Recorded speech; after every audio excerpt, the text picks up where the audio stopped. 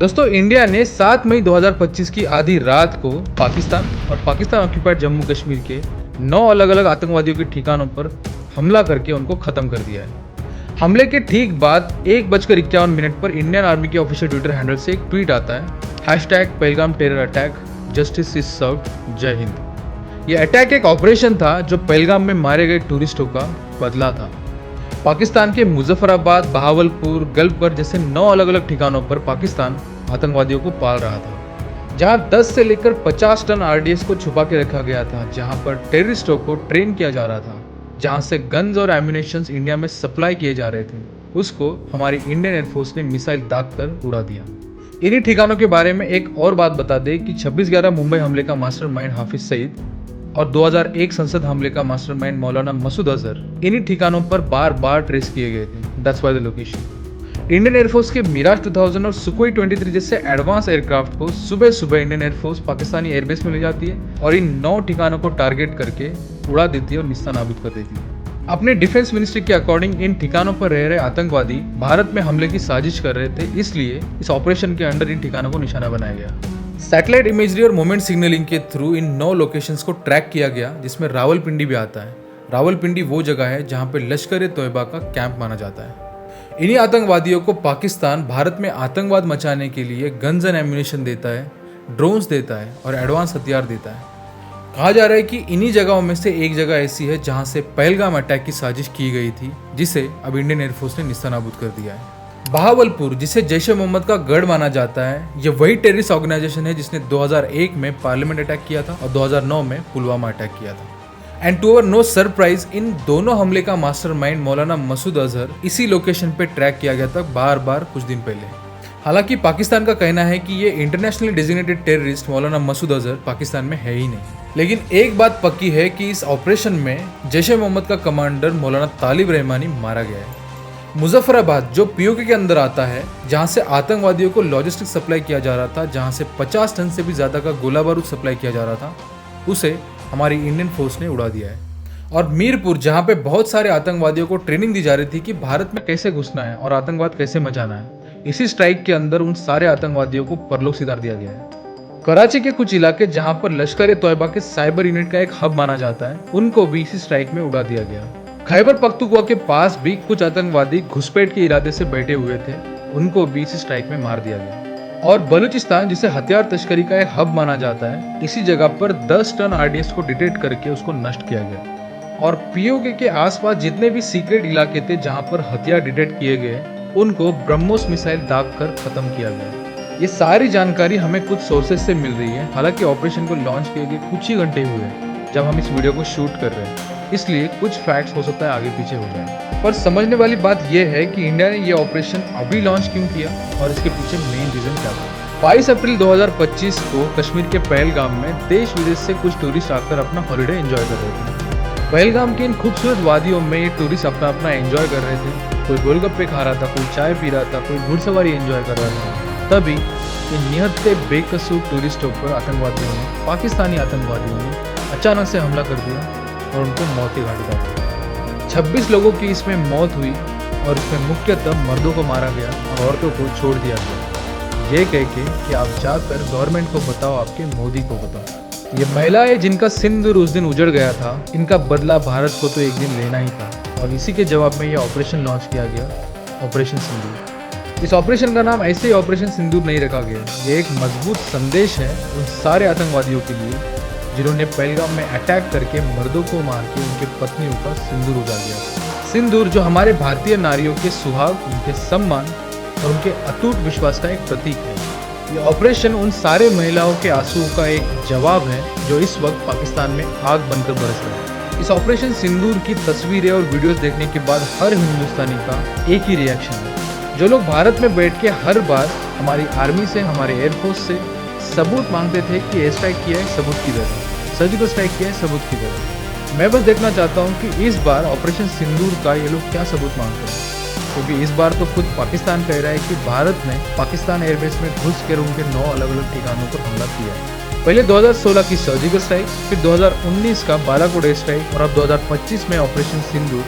ये लगातार तीसरी बार है जब भारत ने पाकिस्तान की सरहद में घुसकर उनके आतंकवादियों पर हमला किया। पाकिस्तान ने हमेशा से हमारी सर्जिकल स्ट्राइक हो या फिर बालाकोट की एयर स्ट्राइक हो, इनका हमेशा से मजाक बनाया। इसका मजाक उड़ाते हुए इसको कौवों से भी कंपेयर किया। यही पाकिस्तान इस वक्त एक हाथ में आतंकवाद और दूसरे हाथ में कटोरा लेकर पूरी दुनिया में भीख मांगता हुआ घूम रहा है और खुद को विक्टिम बताकर पूरी दुनिया से सिंपैथी गेन कर रहा है। बट ट्रस्ट मी, इस बार उनका कोई नहीं सुनने वाला। यहाँ हमारे देश का नेतृत्व करने वाले सारे लीडर्स से पूरे देश को उम्मीद थी कि पहलगाम टेरर अटैक के बाद भारत क्या जवाब देगा इन आतंकवादियों को। पता है यहाँ ध्यान देने वाली बात क्या है? हमारी लीडरशिप ने 7 मई को ऑपरेशन सिंदूर तो प्लान किया ही होगा, लेकिन उसी दिन शाम को मॉक ड्रिल्स प्लान किए गए। पूरा देश शाम को मॉक ड्रिल्स में बिजी था, लेकिन उसी दिन सुबह जाके पाकिस्तान को पेल दिया गया। और ये डिफेंस मॉक ड्रिल इसलिए क्योंकि पता नहीं कि ये सिचुएशन ऑपरेशन सिंदूर के बाद कहाँ पे एस्केलेट होगी, क्या वॉर की सिचुएशन बन जाएगी। इसलिए देश का हर एक आम आदमी खुद के डिफेंस के लिए रेडी रहे,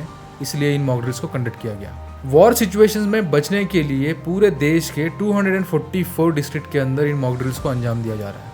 आपको बता दें कि 1971 में जब इंदिरा गांधी जी प्राइम मिनिस्टर थी तो उन्होंने भी ऐसे डिफेंस मॉक ड्रिल को कंडक्ट किया था ताकि देश का हर एक आम आदमी खुद के डिफेंस के लिए तैयार रहे। और आज ठीक 54 ईयर्स के बाद में 2025 में इतिहास खुद को दोहरा रहा है जब करंट लीडरशिप के अंडर वापस से डिफेंस मॉक ड्रिल कंडक्ट किए जा रहे हैं।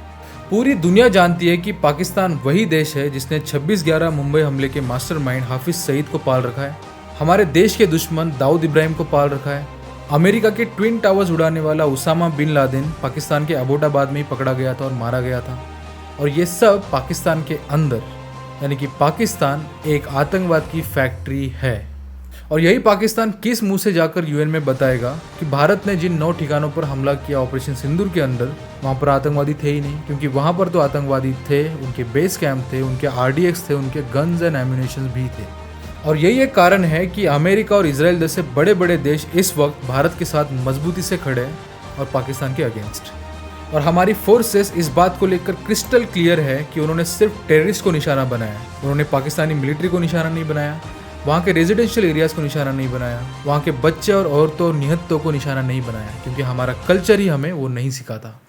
भारत को इस ऑपरेशन से ये साबित ज़रूर करना है कि हमें पाकिस्तान के साथ युद्ध नहीं करना है, बल्कि अगर पाकिस्तान से कोई आतंकवादी आकर हमारे देश में पहलगाम जैसा अटैक को अंजाम देता है तो उन आतंकवादियों को उनके घर में घुसकर मारने की क्षमता हमारी सेना रखती है। पाकिस्तान की कुछ मिनिस्ट्री इस बात से बिल्कुल हैरान है कि हाय हाय इंडिया ने आके यहाँ पर हमला कर दिया और ये एक ब्लेटेंट अग्रेशन का पार्ट है। पाकिस्तान के मिनिस्ट्री ऑफ होम अफेयर्स का कहना है कि उनके किसी भी फोर्स ने लाइन ऑफ कंट्रोल को क्रॉस नहीं किया है, जबकि उन्हीं की पाकिस्तानी मीडिया ये कह रही है कि भारत के 6 वॉर प्लेन्स को उन्होंने मार गिराया है। अब भैया ये पाकिस्तान की मीडिया है, ख्याली पुलाव बना रही है, बनाने दो इनको, अपने लाला लैंड में जीने दो। पहले तो पाकिस्तान हमारे फोर्सेस की स्ट्रेंथ को समझ ले कि भैया हम इंडियन एयर स्पेस में बैठकर भी यहाँ से कुछ स्कल्प मिसाइल्स ऐसे दाग सकते हैं जो पाकिस्तानी एयरबेस में जाकर ड्रॉप हो सकते हैं और उनके लोकेशन पर जाकर डिस्ट्रॉय कर सकते हैं। अब उनको तो इस बात से दुख होगा ही, क्योंकि पूरा पाकिस्तान आतंकवाद की फैक्ट्री के ऊपर चलता है और भारत ने पाकिस्तान में घुसकर उनके आतंकवादियों को अगर खत्म कर दिया तो जाहिर सी बात है उनको दुख तो होगा ही। बट आतंकवाद की फैक्ट्री बंद होने के साथ साथ उनके सारे कमर्शियल फ्लाइट्स भी इस अटैक से इम्पैक्ट हुए हैं। उनके प्राइम मिनिस्टर शहबाज शरीफ ने इस अटैक को, इस ऑपरेशन सिंदूर को ट्वीट करके कंडेम किया है। तो भैया कुछ कंडेम करना ही है तो 26/11 का मुंबई अटैक भी कंडेम करते, तुम्हारे यहाँ पे जो आतंक के लॉन्च पैड्स है उनको भी कंडेम करते हैं, बट वो तो तुमसे होता नहीं है। गोइंग फॉरवर्ड इंटरेस्टिंग होगा ये देखना कि हमारे देश की लेफ्ट लॉबी और पाकिस्तान में कैसी जुगलबंदी अभी बचती है, क्योंकि इससे बहुत सारे हमारे देश में रह रहे आस्तीन के सांप बाहर निकलेंगे। और पाकिस्तान तो खुद ही इतना बेशरम है कि अपने ही ex prime minister Imran Khan के बारे में न्यूज़ में आकर गलत अफवाह फैलाते हैं कि इमरान खान के साथ जेल के अंदर ज़बरदस्ती हुई है। क्या भरोसा करे भाई ऐसे लोगों का। अब ऑपरेशन सिंदूर के बाद व्हाट इज़ नेक्स्ट? क्या एक फुल फ्लेज वॉर होने के कगार पर इंडिया और पाकिस्तान खड़े हैं? और अगर ये वॉर होता भी है तो दोनों देशों को क्या क्या नुकसान होंगे, क्योंकि हमारे देश में आज भी 90% से भी ज़्यादा लोग डेली वेजर्स हैं जो सुबह काम पे जाते हैं और शाम को उन्हें खाना मिलता है। अगर वॉर होता है तो उनको खाना कौन देगा? देश के दुश्मनों को, आतंकवादियों को घुस के उनके घर में जाके मारो, लेकिन वॉर को जितना हो सके उतना अवॉइड करो, क्योंकि जब वॉर होता है तो सबसे ज़्यादा अगर कोई पिसता है उसमें तो वो है देश का आम आदमी। स्कूल, कॉलेज, यूनिवर्सिटीज़ को शट डाउन किया जाएगा, वाटर सप्लाई, इलेक्ट्रिसिटी सप्लाई को भी बंद किया जाएगा, मेडिकल इमरजेंसीज को ट्रीट नहीं कर पाएंगे और ट्रांसपोर्टेशन को भी शायद बंद किया जाएगा। कुल मिला के पूरे देश की प्रगति को रोक दिया जाएगा। और एक ऐसी सिचुएशन की वजह से युद्ध हुआ तो भारत 40 साल आगे जाने की जगह शायद 40 साल पीछे चला जाए, क्योंकि पूरे वॉर में हमारे देश का रेवेन्यू, हमारे पैसे तो उड़ ही जाएंगे, लेकिन साथ में पूरे देश का इकोसिस्टम डैमेज हो जाएगा। और हो सकता है कि कोरोना पैंडेमिक जैसी सिचुएशन ही आ जाए, बस फर्क इतना होगा कि कोरोना में बायो वेपन्स थे और इस वक्त एक्चुअल वेपन्स होंगे, एम्यूनिशंस होंगे। और अंत में सिर्फ इतना कहना चाहेंगे कि thanks to all the forces, हमारी एयरफोर्स, हमारी आर्मी, हमारी naval force for doing this operation Sindoor. And more importantly हमारे लीडरशिप को, हमारे प्राइम मिनिस्टर मोदी जी को, क्योंकि 2014 से लेकर अब तक हमने 3 बड़े हमले पाकिस्तान के अंदर घुस कर किए, उनके धरती पे जाकर। इन तीनों बार पाकिस्तान के 3 अलग अलग प्राइम मिनिस्टर को हमारे प्राइम मिनिस्टर ने धूल चटाई है।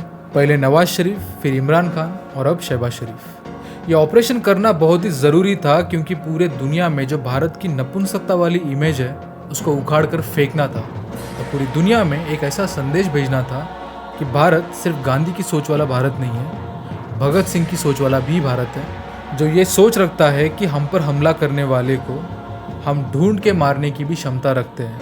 और हमारी भारतीय सेना ने उसे बखूबी अंजाम दिया है। जय हिंद।